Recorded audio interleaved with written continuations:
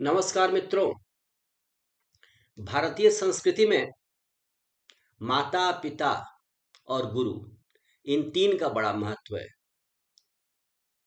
जो त्रिभुज बनता है उसके एक वर्टेक्स पर माँ है, दूसरे पर पिता और तीसरे पर गुरु, और एक त्रिभुज बनता है। इसी त्रिभुज के भीतर मनुष्य के व्यक्तित्व का विकास होता है। इसीलिए कहा गया उपनिषदों में, मातृदेवो भव, पितृदेवो भव, आचार्य देवो भव। प्रात काल उठ के रघुनाथा, नावहि शीस गुरु पितु माता। भगवान राम सवेरे उठ करके माता पिता और गुरु के चरणों की वंदना करते हैं, शीस नवाते हैं। ये है भारतीय संस्कृति। तो जब भी माता का नाम आता है, जब भी पिता का, जब भी गुरु का नाम आता है, व्यक्ति का शीस स्वयं झुक जाता है, श्रद्धा से, सम्मान से।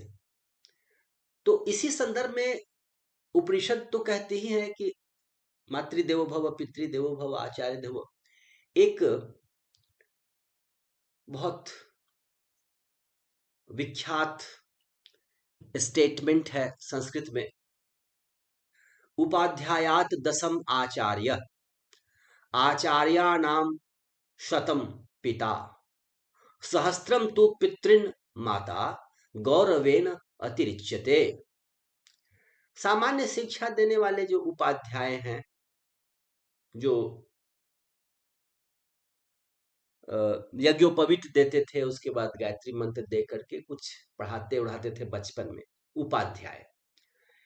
वैसे 10 उपाध्यायों के बराबर एक आचार्य है। आचार्य निष्णात कर देते हैं व्यक्ति को। उच्च शिक्षा के लिए व्यक्ति आचार्य के शरण में समित पानी होकर के जाता है। सारे उपनिषदों में इस बात की बार बार चर्चा है। लेकिन 10 उपाध्याय के बराबर यदि एक आचार्य है, तो 7 आचार्य 100 आचार्यों के बराबर एक पिता है। पिता गहरे संस्कार भी देता है अपने आचरण से। पिता का अमिट छाप होता है शिशु पर, बालक पर। तो यदि 10 उपाध्यायों के बराबर एक आचार्य हैं, तो 100 आचार्यों के बराबर पिता है। पिता भी बहुत बड़ा शिक्षक है। वो अपने आचरण से शिक्षा दे देता है, अपने जीवन से देता है। यद यद आचरति श्रेष्ठ, तत्तत एतरः जनः, सह यत् प्रमाणम कुरुते लोकस तद अनुवर्तते। घर की जो परंपरा चली आती है, उसका संवाहक है पिता, संरक्षक है। और बिना कुछ कहे बच्चों पर संस्कार आ जाते हैं।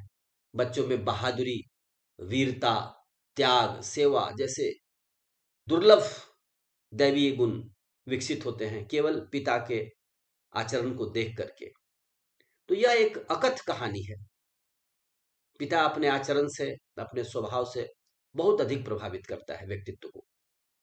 लेकिन जब माता की बात आती है मित्रों, जब माता की बात आती है, तब कहा गया है कि माता का गौरव सहस्त्र पिता। देखिए 10-10 बढ़ता जा रहा है। आचार्य कितने, तो 10 उपाध्याय, एक जीरो और बढ़ा दिया। पिता 100 आचार्य के बराबर। माता तो एक जीरो और बढ़ा, 1000 पिता। लेकिन इक्वल टू नहीं कहा गया। माता का गौरव 1000 पिता के गौरव से भी अधिक है। माँ का तो कहना ही नहीं है। परमेश्वर स्वयं, परमेश्वर का वात्सल्य स्वयं माता का रूप धारण करके हमारी रक्षा करता है, हमारी देखभाल करता है, हमारा पोषण करता है, बच्चों का संगोपन करता है। तो माता के करुणा, माता के वात्सल्य के बराबर तो कुछ हो ही नहीं सकता। इसीलिए हमारी संस्कृति कहती है कि माता का गौरव 1000 पिताओं के बराबर भी नहीं, 1000 पिताओं से बढ़ करके है, ग्रेटर देन दैट। देखिए 10 उपाध्याय इक्वल टू 1 आचार्य, 100 आचार्य इक्वल टू 1 पिता। लेकिन 1 माता, एक माता ग्रेटर देन 1000 पिता। तो यह है माता का प्रभाव। माता के गुणों का हम गान करें। और देखिए हमारे संस्कृति में बड़ी बड़ी माताएं हो गई हैं। कैसी कैसी माताएं, मदालसा, कैसी माता थी, जैसा चाहती थी वैसे बच्चे को बनाती थी।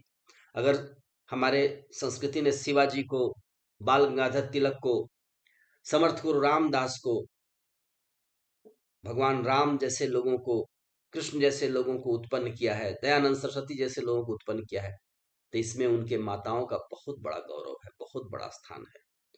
माताएं जो कहती हैं, जो कथा सुनाती हैं, उसके माध्यम से पुत्रों का, बालकों का बिल्कुल निर्माण होता चला जाता है।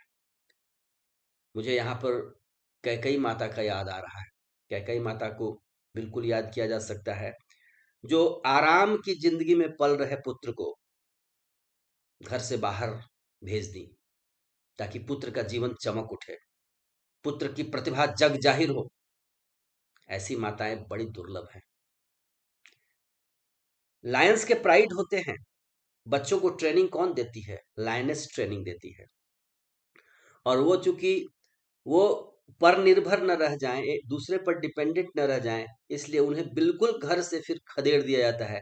पूरा शिकार करना सिखा करके खदेड़ दिया जाता है, और तब जाकर के वो जंगल में जीने के लायक बनते हैं।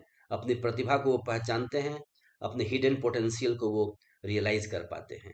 ऐसी ही माता कैकेयी थी, जिन्होंने राम को केवल अयोध्या का राजकुमार नहीं रहने दिया, जंगल में घूम घूम करके, पूरे भारत में घूम घूम करके ऋषि मुनियों का आशीर्वाद प्राप्त करने दिया, भारत की एकता को का संधान होने दिया, साथ साथ अनाचार की शक्तियों का विनाश होने दिया।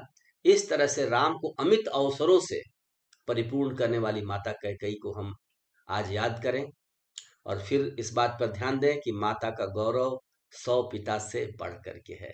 तो हमारी संस्कृति ने दुर्लभ दुर्लभ ऐसे ऐसे सूत्र दे रखे हैं, जिसका हमें मनन चिंतन करना चाहिए और इस पर चर्चा होनी चाहिए। अपने संस्कृति के सूत्रों को हम ही संभालेंगे, दूसरा कौन संभालेगा? तो हम आपस में चर्चा करें, एक दूसरे से विचार करें, एक दूसरे को बढ़ाएं इस दिशा में, अध्ययन मनन चिंतन में, और एक स्वस्थ, संपन्न, शक्तिशाली, ज्ञानवान भारत का निर्माण करें। जय श्री राम, जय भारत, जय जगत।